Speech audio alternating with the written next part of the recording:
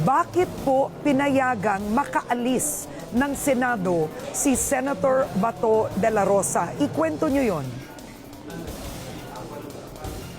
Karen, gusto ko lang linawin, katulad ng nasabi din ng aming Senate President, na si General de la Rosa po ay binigyan po ng protective custody privilege ng Senado. At ito po, kung gusto naman niyang umalis, wala naman po kami magagawa kung ayaw niya pong i-avail yung privilege ng protective custody.